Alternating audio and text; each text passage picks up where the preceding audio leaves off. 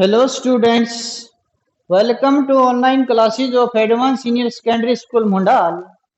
हमारा 10th class का lecture real number चला हुआ है, जिसके अंदर अब तक हमने 10 लेक्चर कर चुके हैं। आज हमारा 11th लेक्चर है और 11th लेक्चर तक हमने क्या किया है, हमने फर्स्ट और सेकंड एक्सरसाइज की है। आज हम एक थ्योरम की है स्टेटमेंट ही करेंगे। क्या स्टेटमेंट है पहले?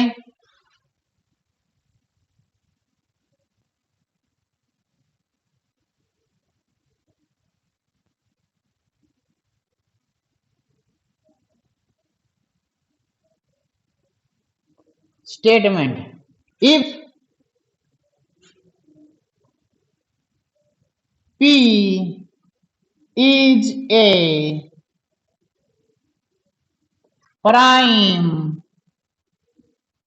number, P हमारे पास कोई प्राइम नंबर है,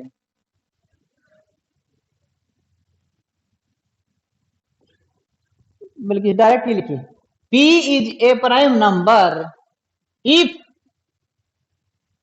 P divide a square, यदि P a square को डिवाइड करता है, then P divide a, तब वो P2 को भी डिवाइड करेगा। क्या कहा गया है? P कोई प्राइम नंबर है। प्राइम नंबर का मतलब प्राइम नंबर कुछ भी हो सकता है। यदि वह नंबर किसी नंबर के स्क्वायर को डिवाइड करे तो वह प्राइम नंबर बगैर स्क्वायर भी उस नंबर को डिवाइड करेगा। यह रिजल्ट हमें याद रखना है, यह रिजल्ट हमें याद रखना है। हम इस रिजल्ट को यूज करेंगे और अब जो इंपॉर्टेंट क्वेश्चन हमारे सामने आएंगे उसके अंदर हम ये रिजल्ट लगाएंगे और यह रिजल्ट हम 3 क्वेश्चन करेंगे और 3 क्वेश्चनों में बार बार 2 बार लगाएंगे। तीनों क्वेश्चनों में हर क्वेश्चन में यह रिजल्ट 2 बार लगेगा। अब देखिए, इस रिजल्ट को अपने माइंड में जरूर याद रखें। देखिए,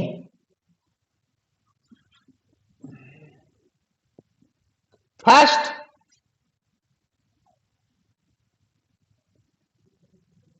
prove that square root 2 is a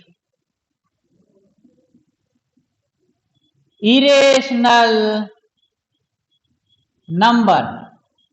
prove कीजिए स्क्वायर रूट 2 एक इरेशनल नंबर होता है।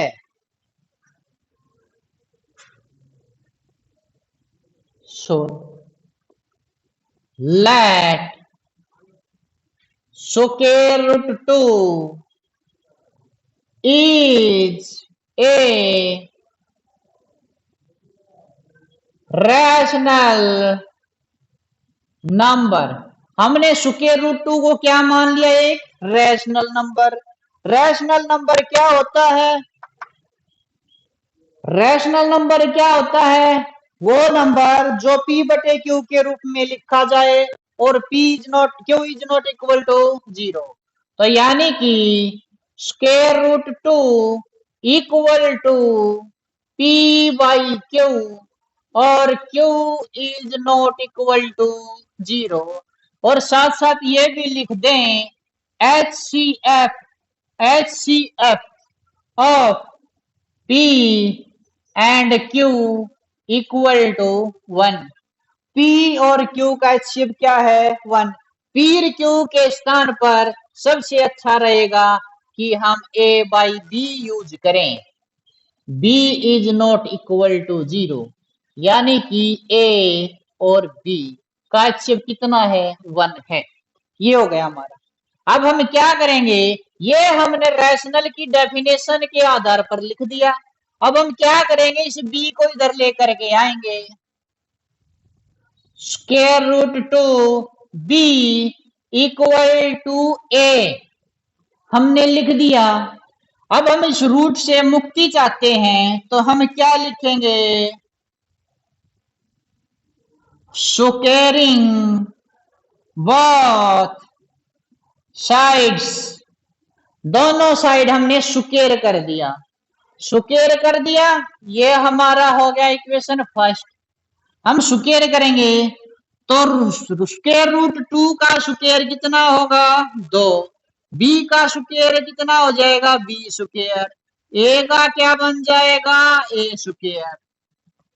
यानी कि हमारे पास कोई एक नंबर है जो दो नंबर की प्रोडक्ट में लिखा गया, तो ये दोनों नंबर इस नंबर को डिवाइड करेंगे। 2 भी इस नंबर को डिवाइड करेगा और बी स्क्वायर भी इस नंबर को डिवाइड करेगा। एग्जाम्पल के तौर पे बता देता हूं, 6 है, 6 को ऐसे 2 into 3 लिखेंगे तो 6 को 2 भी डिवाइड करेगा, 3 भी डिवाइड करेगा, तो ये दो नंबरों की प्रोडक्ट हो गई कोई एक नंबर, तो ये दोनों नंबर ए स्क्वायर को डिवाइड करेंगे। हमें इस बी स्क्वायर की तो जरूरत है ही नहीं। याद करो मैंने क्या रिजल्ट बताया था, उसमें प्राइम नंबर लेना है तो हमने हमारा कार्य सिर्फ 2 से होगा, तो इसका मतलब 2 डिवाइड ए स्क्वायर। 2 किसको करता है डिवाइड? ए स्क्वायर को। अब वो रिजल्ट लगाओ, क्या रिजल्ट? एक ब्रैकेट्स के अंदर हम लिखेंगे we know that P is a prime number if P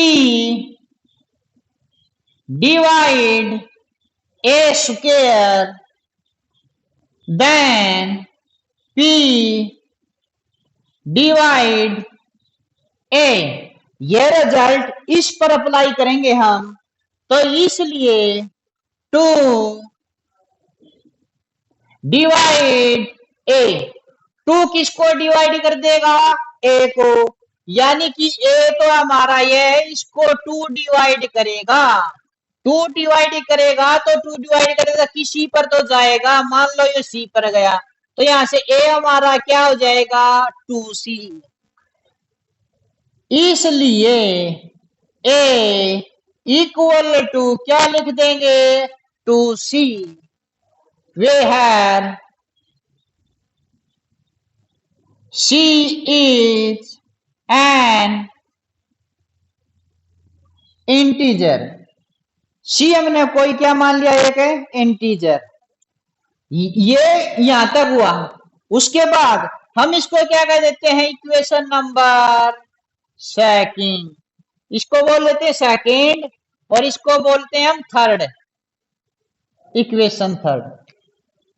ये मैंने समझाने के लिए लिखा, 2 यदि ए को डिवाइड करता है तो ए को हम 2 इंटू समथिंग लिख सकते हैं, इसलिए 2 इंटू समथिंग लिख दिया मैंने।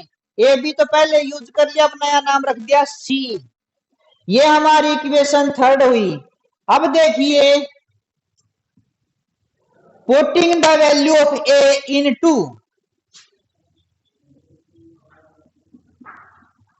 पुटिंग द वैल्यू ऑफ ए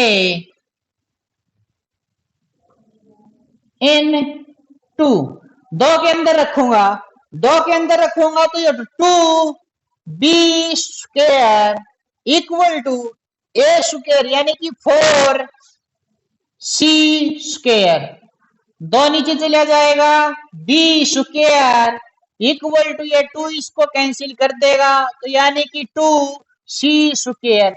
ये जो है सेम ऐसे बन गया। इसको इक्वेशन कितनी बोल देंगे हम? 4। अब यहां पर फिर रिजल्ट लगाएंगे, सेम रिजल्ट लिखेंगे। क्या लिखेंगे? We know that P is a prime number if p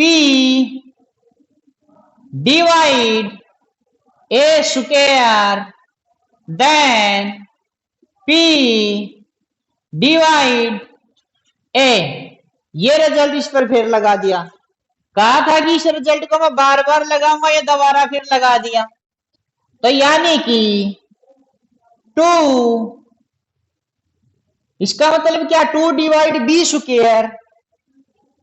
पहले ये लाइन यहां आएगा, ये पहले इसको लिखेंगे। इसका मतलब क्या, 2 इसको डिवाइड करता है, सी स्क्वायर इसको डिवाइड कर, 2 डिवाइड बी स्क्वायर लिख दिया। अब क्या है, अब ये रिजल्ट लगाएंगे, P is a prime number if P divide a square then P divide a। तो इसका मतलब क्या, 2 डिवाइड ए, इसको इक्वेशन क्या बोल दें, 2 डिवाइड 8, इसको इक्वेशन क्या दें, और इसको इक्वेशन दे दें 5, इसको इक्वेशन क्या दे दें 6। अब यहां पर देखिए 2 डिवाइड बी आएगा यहां पर बाई 5 एंड 6। इक्वेशन 5 को, इक्वेशन 6 को देखिए, 2 ए को डिवाइड करता है, 2 बी को डिवाइड करता है। यदि 2 ए को डिवाइड करे, बी को डिवाइड करे, तो फिर हाईएस्ट कॉमन फैक्टर तो 2 बन गया। तो इसलिए HCF कितना हो जाएगा, 2, विच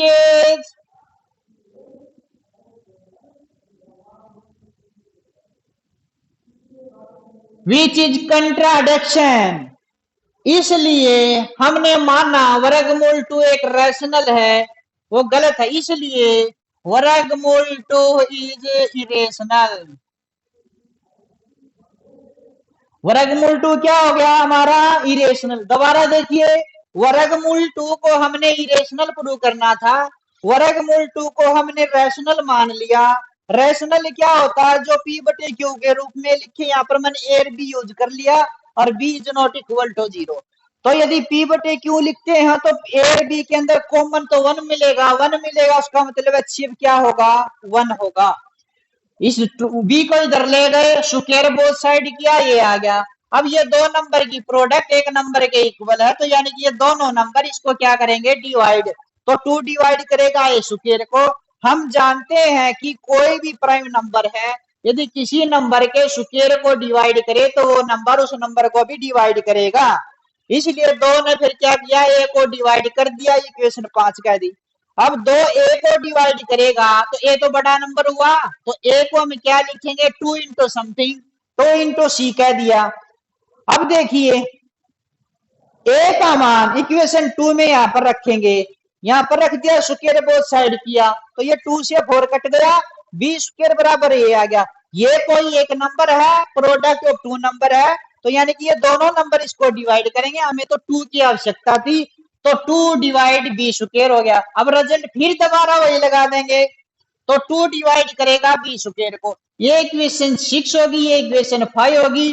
5 और 6 से पता लग गया कि HCF कितना आ गया हमारा एरबी का, 2 आ गया, which is a contradiction. Contradiction क्यों आई, क्योंकि इक्वेशन 1 और ये HCF 2, यहाँ पर 1 और यहाँ पर क्या आ गया, 2 आ गया, इसलिए कंट्राडिक्शन आ गई। कंट्राडिक्शन क्यों आई, हमने रूट 2 को क्या माना था, रैशनल, इसलिए वर्गमूल 2 हमारा क्या होगा, इरेशनल। आज के लिए इतना ही, नेक्स्ट हम नेक्स्ट लेक्चर में करेंगे। Thank you very much.